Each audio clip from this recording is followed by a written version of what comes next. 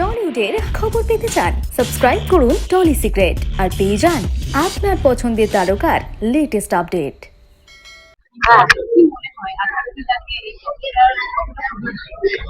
আমার কাছে তো সবসময় প্রযোজ্য।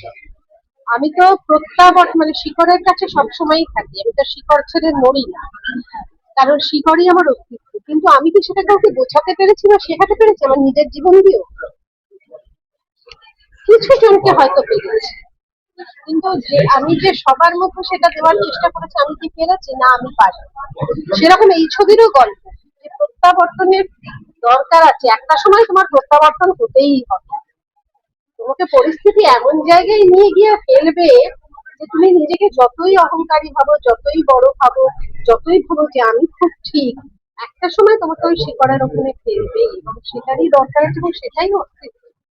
কিন্তু সেটা কোন জেনারেশন কিভাবে ভাবছে, এখানে তিনটে জেনারেশন দেখানো হয়েছে।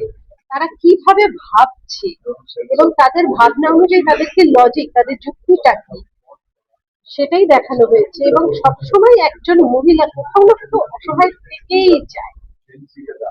যেরকম আমাদের কিছুদিন আগে হচ্ছিল না যে পার্লামেন্টে 3% মহিলাদের সংরক্ষণের জন্য বিল পাস হলো না।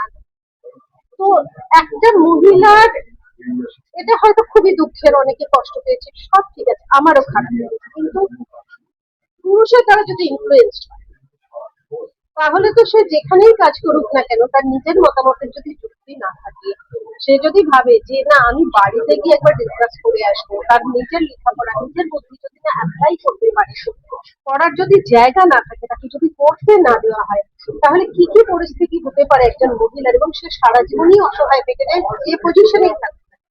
সেটাই এই প্রত্যাবর্তনে দেখা হয়েছে।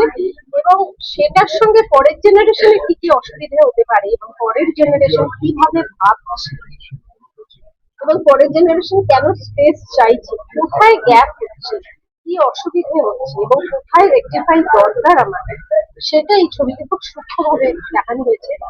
সমর্পণ সেনগুপ্ত, আমি একটা কথাই বলবো, এই ছবিটি পরিচালক টেকনিক্যালি দক্ষ পরিচালক তো হয়, ও খুবই দক্ষ, কিন্তু খুব সূক্ষ্ম পরিচালক। এই জায়গাগুলো খুবই ভালো।